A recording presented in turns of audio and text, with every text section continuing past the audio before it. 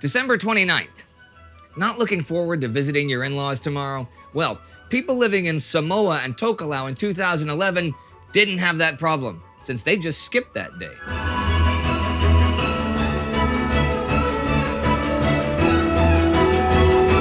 See you at Christmas.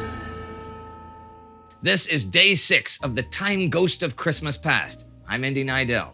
And that is right, as the clocks on Samoa and Tokelau rang midnight on December 29th, 2011, they skipped a day. December 30th became December 31st instead. This was a result of the island's decision to hop westward on the international dateline, exchanging their GMT -11 for the GMT +13 time zone. Now, that was done to align themselves with their major trade partners, New Zealand and Australia.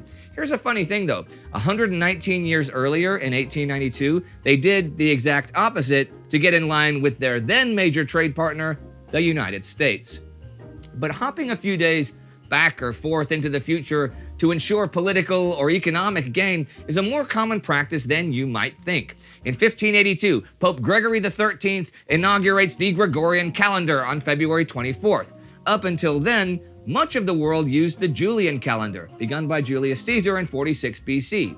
However, since the Romans miscalculated the length of a solar year by 11 minutes, by the 16th century, the seasons were out of sync by roughly 12 days. Gregory was bothered by this, as Easter was not celebrated when it was supposed to be anymore, which is apparently a bigger problem than not knowing what season it is. In any case, the new calendar was quickly adopted by Catholic countries, while Protestant and Orthodox countries held off, thinking it was a Catholic plot. This caused great inconvenience throughout Europe, and as it was seen as a political tool, political borders also became calendar borders. So like, when the 7 Catholic Swiss cantons adopted the newer calendar, they were living in a different month or even a different year than their neighbors in the next village in one of the Protestant ones.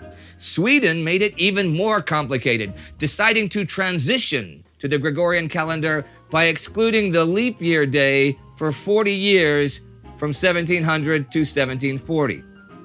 During this period, they were out of sync with both the Julian and the Gregorian calendars, and the difference would change every 4 years. Because it caused mass confusion and was poorly administered, the plan was abandoned in 1712, and they went back to the Julian calendar, and I'm sure that was not at all confusing for anyone in Northern Europe at the time. So, for a few hundred years, different parts of the Christian religion celebrated common holidays and services on different days.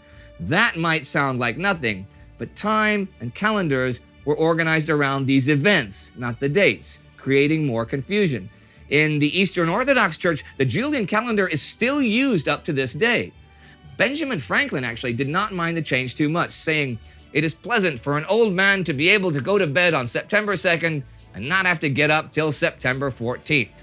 Although, in 1916, during World War I, when some Russian soldiers tried to start an Easter truce, they were fired on and taken prisoner because the Germans and Austrians opposite them used a different calendar and Easter had already passed. It was just a normal day."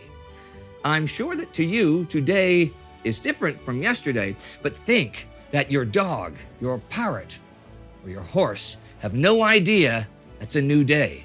It's all in your head.